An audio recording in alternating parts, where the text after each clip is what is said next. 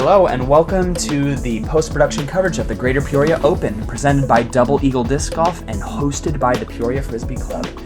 I'm Peyton Drake here, and I am not alone again, but I'm coming to you with another good friend of mine, my brother, Olson Drake. Hey, how's it going, everybody? Great to be back. Yeah. Well, we're just going to be two spectators watching some really good disc golf being played by some of the key traveling players here. We saw a great show on the first round and the second round. We're returning to Northwood Black here to the longs for the traditional MPO layout. Let's see how these guys take some hot rounds on McNaughton and Northwood Black shorts and take it to the tried and true longs course. So with that, let's head to the T1 and see what they have to say. Let's do it. Thanks for running the tournament. Yeah, no problem. Thanks for coming. Camera guy. Yeah, thanks for y'all. Pre-game knuckles. Got it. You're always Yep. last. Welcome to the Kevin Show. Kevin show. They get spicy with all kinds of colors on the scorecard today. Yeah. You forgot the caddy. Teeing off from Tampa, Florida. All right, you all know it. Infamous hole 1, Northwood Black, a 453-foot par 3. These players are just wanting to sling something pretty much dead straight that might just keep going right a little bit. So,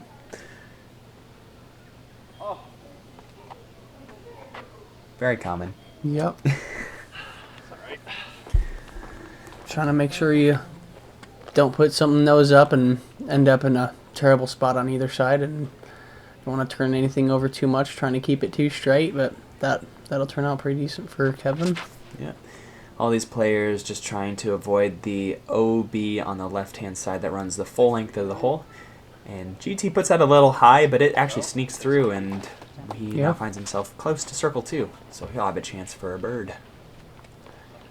Kevin, I imagine, is just going to pitch up. Now we move on to Connor Rock, a new face on the coverage. This guy's got game. It was fun to watch him play. So let's see how he puts it all together.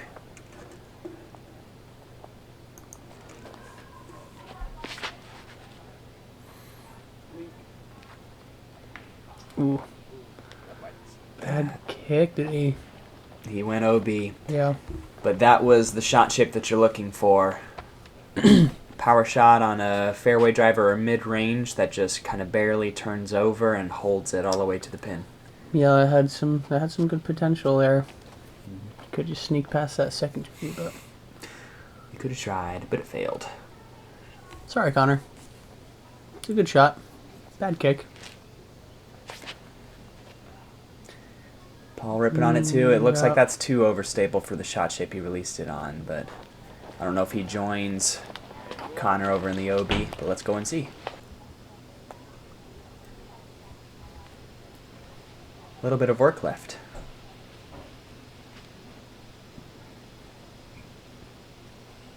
And he pitches it up there. That'll be a confidence booster if he can that putt. Mm-hmm.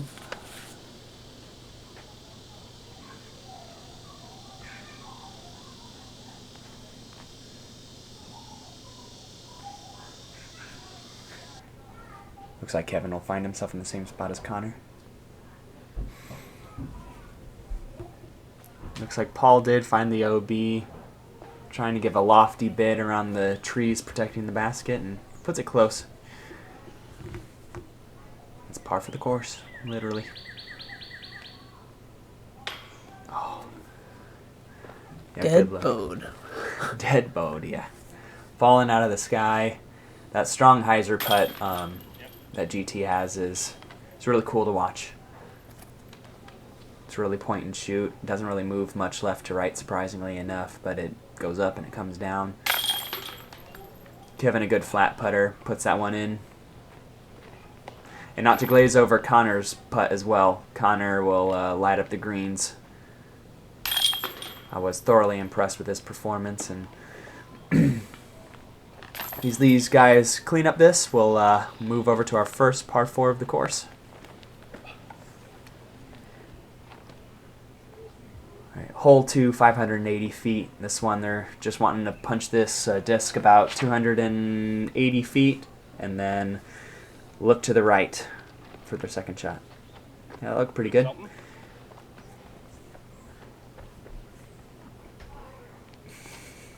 Can't say much about it. Just gotta have some nice control and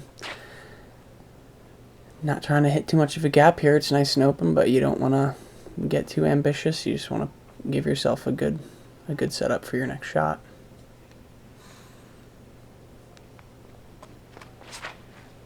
Some aggressive players might try a forehand here on this hole to try to get it up and past the landing zone where the fairway bends to the right. They might be able to get some forward skip down that fairway, but it's quite a push. 350 feet, slightly uphill is quite a tall task for some of our MPO players on the forehand. 2 decent shots. We got Connor coming up here. Oh, that's what you want to avoid right there. Oh, a lot of action on the roll there. Nearly rolling back to the short pin there that's on the right-hand side. It was quite unfortunate.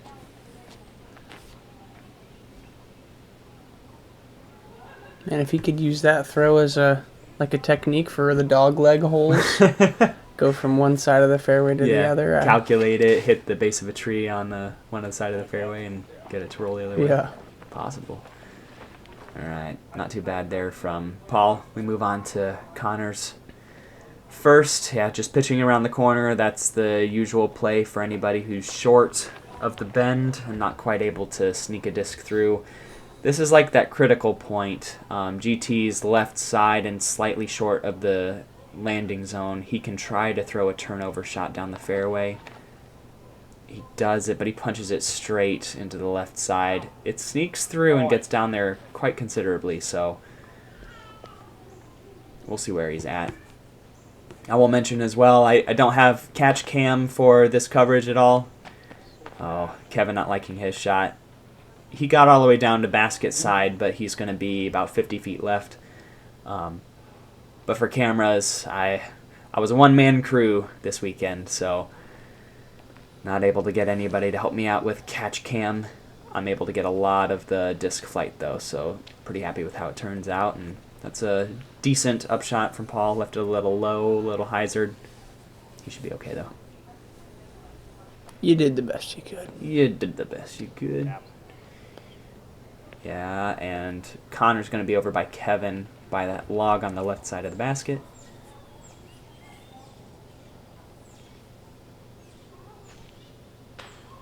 That would have been a great putt. Great putt to get there, but good bid. How are you putting on this hole if you're short of the basket? Scared. Yeah. It does drop off a little bit. You see it slopes away from the camera here, so if you're on the high side looking down, I mean, a 25-footer, we hit those pretty commonly, but you leave it left or right, you could be going to circle's edge quickly. So that can be making their way through amateur. Wow. side. Good putt from Connor there. Good par. Yeah, just a routine play, and yeah, I love the loft that Connor has on his putt, and he's just confident enough to let it drop as it needs to, right into the chains. Yep, a lot of trust there from his putter, a circle. I think zone 1 a circle 2 putt there from Connor, and just barely throwing past that big tree there. His putt reminds me of yours.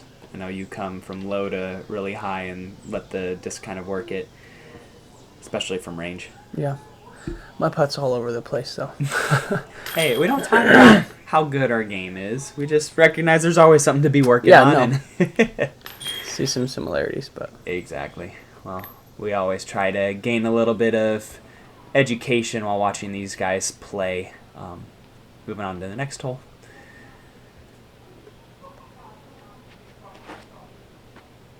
This is the play if you got it. A 604-foot par 4. This fairway is trudging up about, maybe 350 feet to get to the fairway. And you want your disc fading off gently, because if you come off too soon, you might be inside of this hard bend to the right in the fairway. But yeah, if you've got the forehand, that's the play here. GT has it. See if Kevin can get sneaky. Yeah, okay. Wow. He snuck, but Yeah. not quite past the bend. Got through some, couldn't quite get through all, but still not a bad turnout.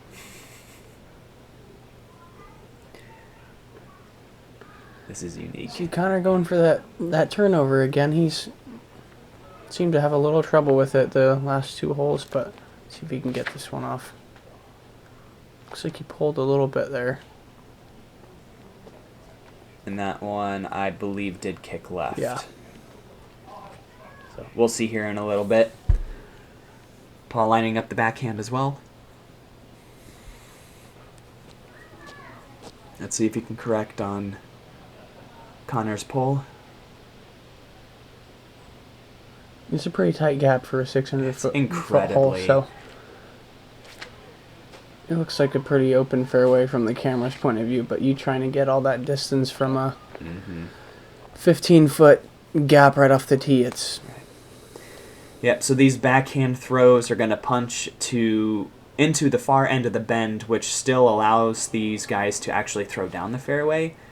Connor kind of pitching up there to the landing zone. He was well short, and that's a perfect place to land off your drive, and is where a lot of people expect to land from their tee shots off of the shorts.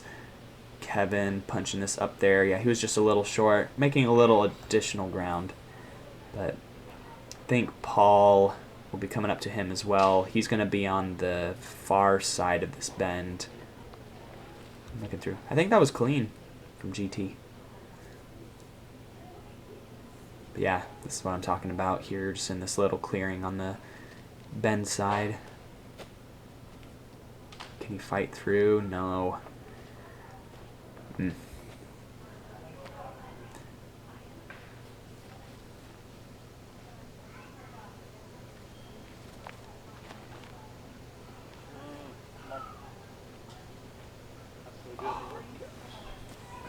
Tripped up at the finish line. Mm-hmm.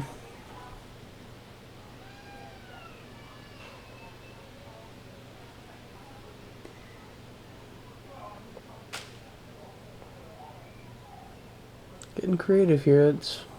Yeah, I think that was a mild tree direction there that actually resulted out in a decent look. GT will have a chance to put it in from there. Sneaky. So that's exactly where you want to go. I think Paul's going to find himself on the long side of the pin, but with a chance, I think, to recover his par. Kevin's asking that to fade right in front of it, which it does. I think we're saying that's an ace run. Yep, and then you see him just on the far side of the basket here in this view. Let's see if GT can give this a chance. Oh, he's giving it a chance, but Right on line, just low. That's not a putt that you practice very often. A strong downhill putt. Those are ones you usually leave to chance for the most part. But mid-circle too, with a significant, probably 10-foot downhill pitch. yeah, something around 6 to 8 feet. But yeah, agreed. It's very, very niche. Right. Some cleanups here. I made the mistake of calling some of these putts routine. Oh, for that reason. Come on, Kevin. We had some of the players on previous rounds missing a couple of those too, so Kevin's not alone. It's okay. Sometimes it's good to know that even the best in the world sometimes have their slips. So. All right. It's all right, Kevin. Shake it off. I had 2 of those today, so. The life of a disc golfer is never over. We're always thinking about how we can improve on what we've done, and always try to move on and do better. But hole 4, our third par 4 of the course. Northwood Black just has a way of giving it to you. It doesn't let up. Hole 1's pretty tough, and then we dive into 3 par 4s back to back. Hole 4, that's one that you want to miss. I think Connor's going to want that one back. He's going to be left side of the fairway, maybe straddling out.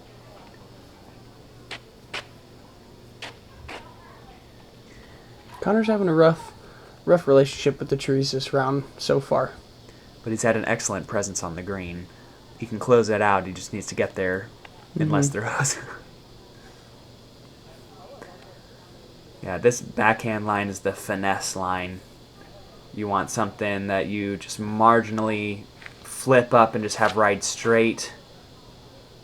Just like Paul's doing if it gets the legs. Oh, yeah, that big tree there in the middle, you want to either go right in front of or Just around. around it.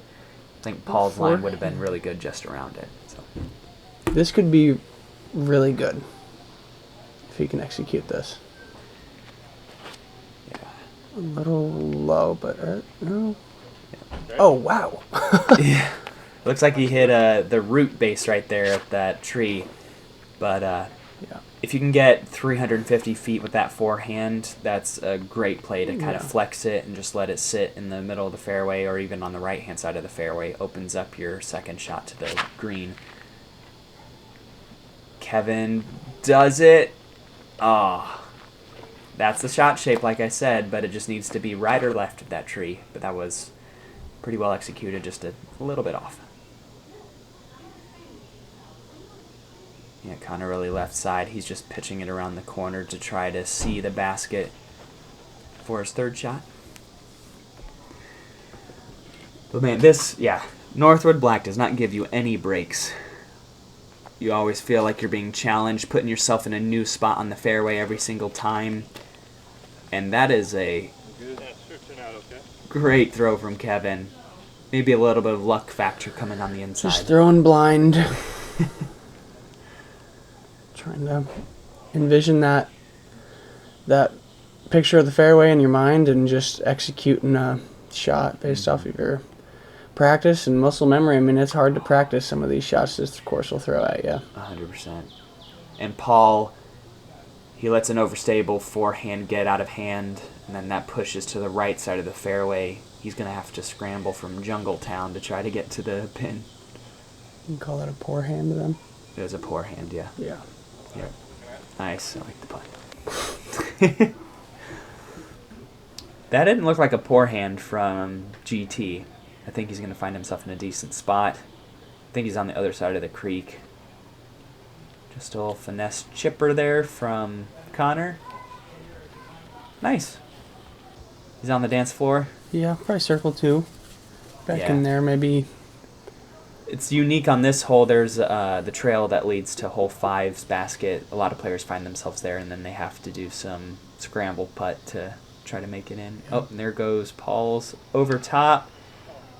And with a ricochet, he parks that. Yeah. Looks like he got pretty close. I know some of these greens can get pretty fast. You see there's not a lot of grass, and looks like there's kind of some mulchy leaves. Absolutely. For some really fast skips and slides, but a lot of trees to... Kind of on the backside. Wow, he gave that some pop right at it. Just chained out. It looked left. Just left. Good bid. Here's GT fighting his way through. Oh, good catch. All of the basket. Gotta love those ones. Those feel good. Yeah. I think with the hyzer putt too, those have a much better chance Yeah. because you can catch the weak side of the disc and it shoves it down into the chains and then into the cage. So very nice and a good strong putt there from Paul. I think we just got some pars here from the crew. Yeah, pretty simple. And move along.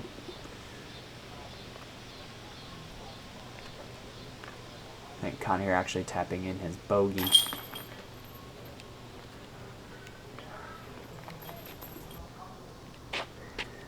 Alright. And I said 3 par 4s in a row. Well, it's going to be our 4th in a row. And then we'll have another one after that. So I'll visit you when we get to our next one. But actually, no. Hole 6 is par 5. Please excuse me. Alright, this one, routine, throw 250 feet. Then throw 200 feet, and you're at the pin. But it's a 90-degree left turn, and these guys are throwing putters pretty much right to the landing zone. See if they can all make identical shots. Yeah, not quite a tonal shot. A little bit more ceiling on this drive here, and just want to trust your disc, make the right disc selection, and... Yep, So I said not quite a tunnel shot, but Yeah. it's still trees on both sides all the way down.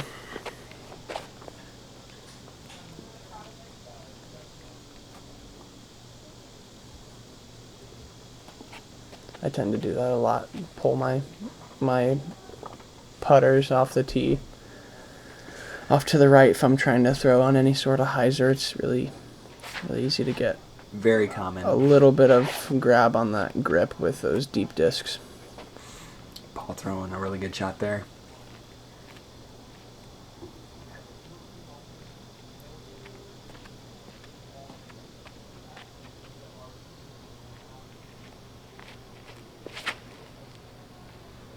It's Kevin looking put up- good. Yep. Putting that on a good line as well. Alright, Kevin's got a lot of work to be done. He did not get too far off the tee. So he's going to have to fight. Actually, that's probably not a bad ricochet off the tree. Kind of opens up the angle here. He was on the inside.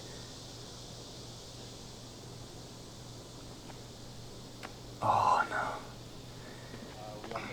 That is really, really tough to try to get a 400 or a forehand ante flex that's moving up, because the ante by nature is already nose down, so it's really tough to hit that line. Still good though, Paul.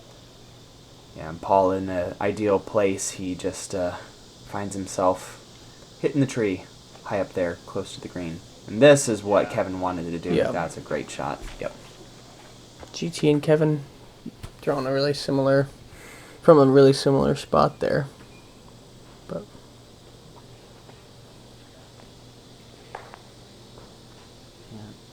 Connor throwing a typical line from our forehand specialists.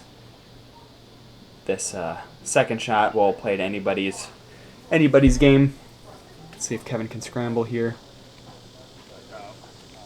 And he does. I think he puts that one in circle. It's a good recovery there.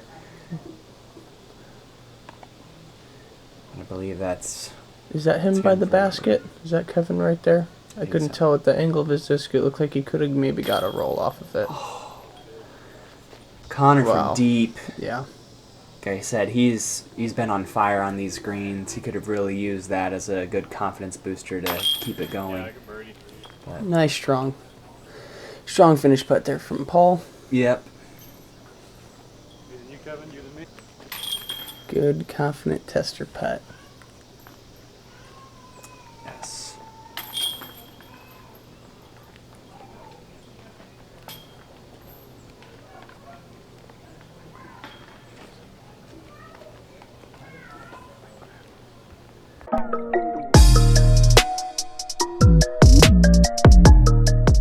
Great Lakes Disc, located in Grand Rapids, Michigan, is a fully stocked retail disc golf store that fulfills all of your disc golf needs. We carry all of the major manufacturers, accessories, and offer player and event sponsorship, along with tournament payout assistance. To learn more about Great Lakes Disc, visit greatlakesdisc.com. All right. Now on to a really tough par 5, the Candy Cane hole. Hole 6, a 947-foot par 5. You got to pump it. Pump it hard if you want a chance at getting around the bend in 3. These players are really wanting these discs to really bear over to the right considerably more than GT's did. He's going to be on the left-hand side of the fairway, maybe with a chance to make some decent ground on his second shot, but yeah, this one's tough.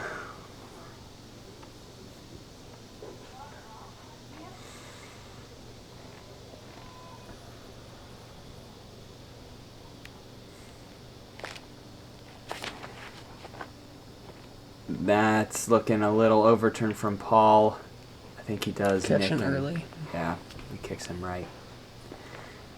Now, as Connor tees off here, we do need to address the elephant in the room. I recognize that these players are well beyond what a lot of us here can do. So it's really hard to provide some insight as to what we'd be doing on these, contrary to what other coverage others are familiar with. So we're just awestruck here.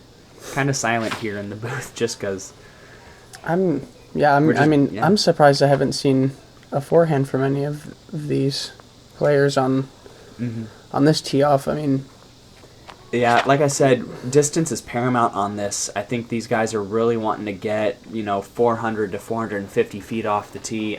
Just a 400-foot shot would be great, and then try to throw the same exact shot with a little bit more fade for your second shot, because I mean the bend is really hard to reach in 2 shots, let alone to actually get to a place where you can get your third shot to travel straight to the pin. This is a pretty tough birdie. And all the trees along the fairway obviously increase the difficulty. So yeah. Trying to throw, near max distance drives through the woods, you end up doing what Connor's got to do with a forehand roller. Let's see what he can do. Oh. Just trying to get back into the fairway. I think he had that one turned over too much out of his hand. It curls up on the left side fairway again. He's got some work.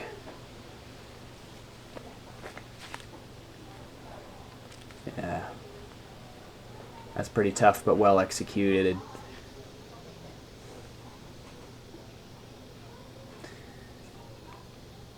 So right here, Kevin is still probably 350 feet away from getting around the bend. That's 2 inside. This curve here really messes with your depth perception. You really want to push your disc a lot straighter than you think. But the risk that you run is that the hill, nicked up high, pushing inside. It's going to be tough to recover from in there. Exactly, yeah. But this slopes away from the camera if you see, and continues to do so. So sometimes discs will appear like they're traveling too far. Oh, the woodpeckers are pretty big out here, and that hurts.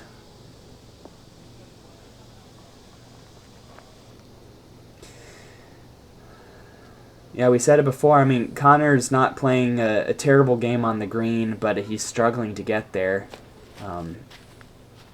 I think he recognizes that, and he's going to be making adjustments here. I know that for a fact. GT kind of chopping through, getting up there. What's Connor able to do?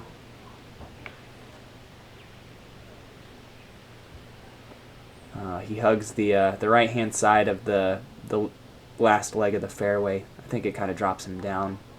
He'll have a chance to drop in a long putt. Looks like Kevin went quite too straight there. He's going to be dealing with some trees as well, trying to fight his way back to the basket.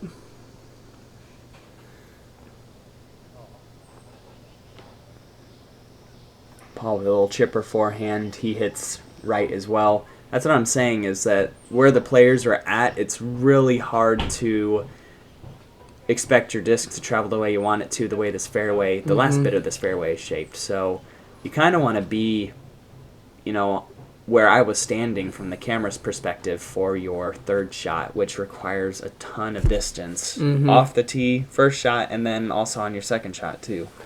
With really trying to shape your shot right on this hole with the distance on top of that, by the time you're ready to approach that basket, it's still so tucked back in there that some of these players can't see the basket from where they are, and just having to trust their disc with all the different variables playing into trying to get your disc to the green. We got Kevin near the creek on the backside. He chips up really close. That's a good recovery there. Yeah, go for it, dude. These players all tapping out and moving along.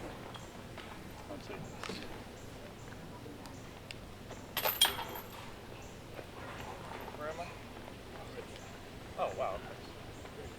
Thanks. Probably looked harder than what it was.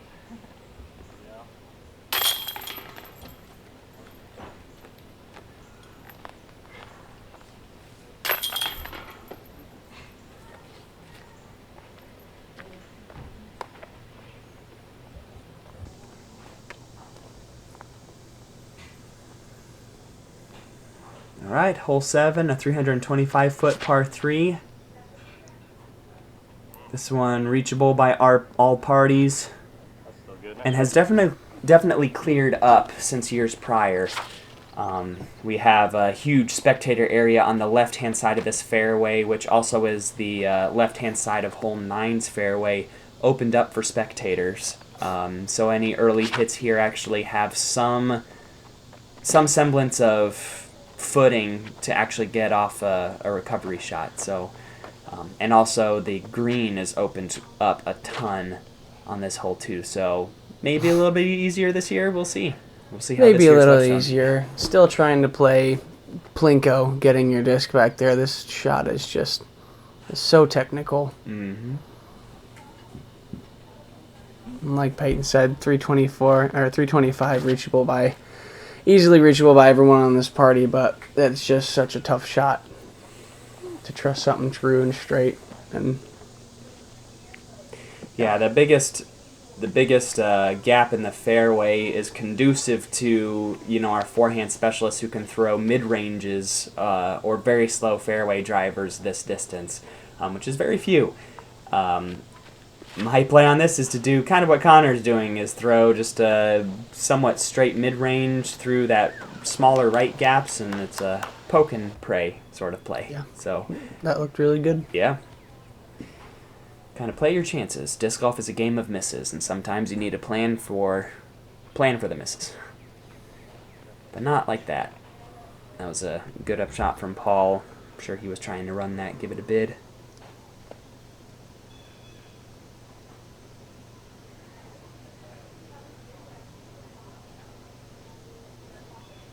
Gosh dang it, that was so bad. That looked really Anheusered out of Kevin's hand. There you go. Putt. That was a good putt from GT. Good putt for the bird, and there's a bird from Connor. He needs that. Start riding the birdie train. Get moving.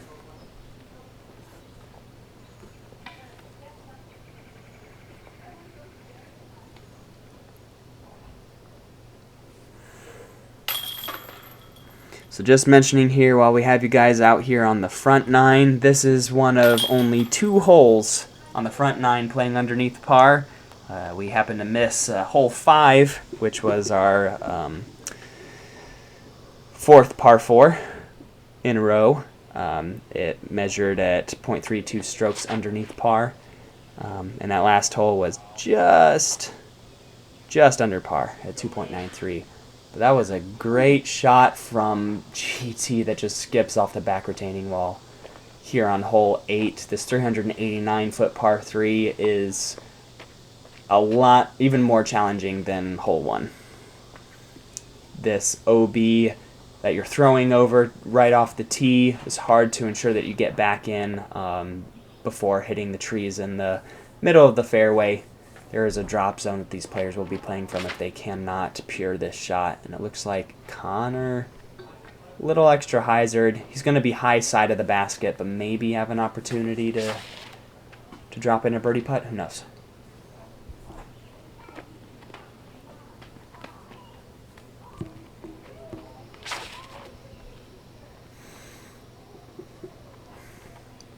Looks like Kevin's going to put some heat on this one. Yeah, it looks like a mid-range he's got in his hands.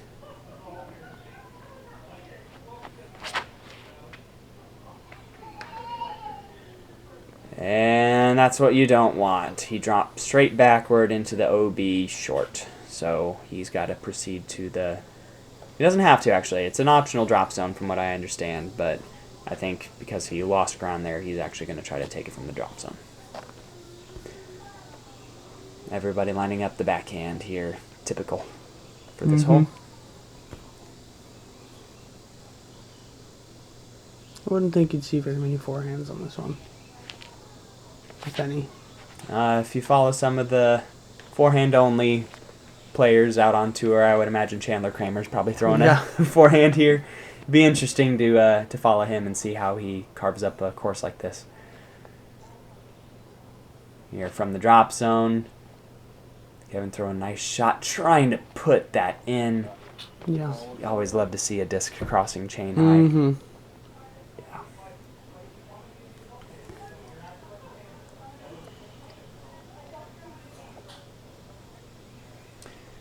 Yeah, it looks like this is Paul from deep, short and left.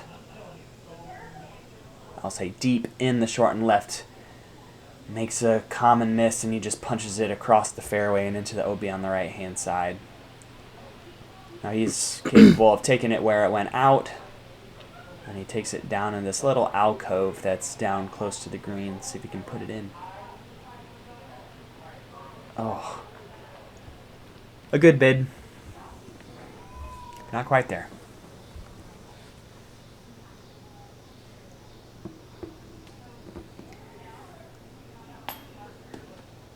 And striking metal from everywhere.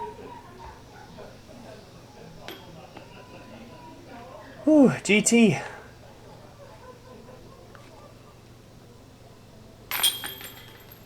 Yeah, I think the Northwood sickness has set in on some of our players.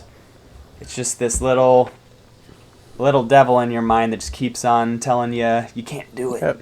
And when all the good players around you aren't connecting with the chains, it just puts that much more pressure on your putt too, even if you really don't have a difficult one. Absolutely. It's a daunting course. Very much so. Well, hey, watching this coverage, we do need a little pick-me-up, as do these players. If you guys could hit the subscribe button for us, that would be most appreciated. Your guys' support makes this channel possible and helps me keep doing what I'm doing. But with that, we move on to hole 9, the last hole for this front 9. A 732-foot par 4, the most challenging par 4 out here on the front. I got stats that tell me that, and we'll let this hole play out before I divulge that with you guys. But man, I couldn't even dream of getting a birdie out here on this hole. This tee shot is so demanding. These players are throwing uphill with semi-understable discs that they're looking to just get turned over, that need to hold over and not kick left like that. GT really got up there with his. Mm-hmm. Yeah, this is a hole made perfect for our super high-powered forehand players. You throw a 400-foot forehand up, and then you'll have to do some creative anti-flex forehand for your next shot. And Kevin does what he needs to, but yeah, that's just a tad bit too much stability there at the very end. He's going to fade off to the left-hand side of the fairway. This is an incredibly hard birdie to get with just the backhand.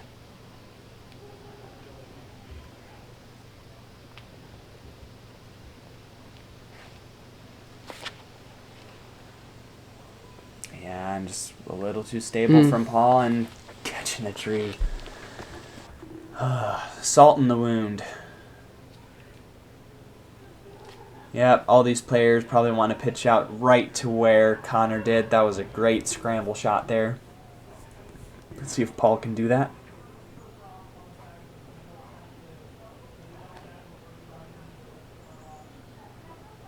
Ooh, an air shot. I think he's right side. I think he's going to have to work hard on his third shot. But this is a very common place here if you're throwing a half-decent shot. Really having to challenge these trees here. Kevin puts it up there, and I think he's around Circle 2's edge. He's got a long look for the birdie there, which is so elusive, especially with just backhands. You got GT breaking out the forehand, too. Good commitment there.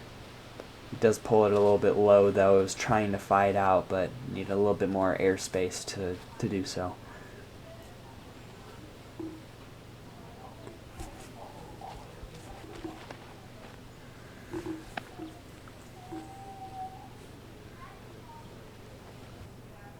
I think that was sneaky.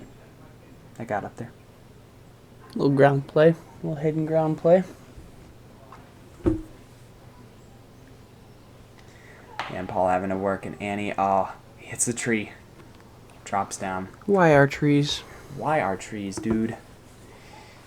Trees are 90% air, though. I don't know why they're hitting trees on more than 10% of their shots. Yep, another one. Man.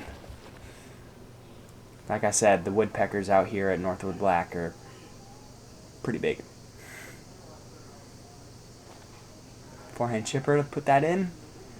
Not quite. Should be able to clean that up. Yeah. No problem. Spotlight putt here. Yep, this is for Connor's 4. He's up and down. That putt seems to be breaking apart a little bit, but we'll see how it shakes out on the back 9. Paul from distance. Oof. An amateur would call that a decent run. I'm sure Paul's not happy with that. I would have called Give that us- a decent run. Yeah. There we go. A solid birdie from Kevin there. Well done. And I will mention here, since everyone's exhausted their chances at it, hole 9, once again, the least birdied hole on the front 9 here was birdied by only 3 people. Kevin himself, Ryan Mulder, and Trevon Crow. Mr. Crow's a good friend of another friend of mine, Peyton Stamen. I've heard so many good things about him. I hope he keeps continuing to do well as he's out and about playing the professional events here. And as people clean up. Thanks again, guys, for visiting PLD Disc Golf, watching the coverage.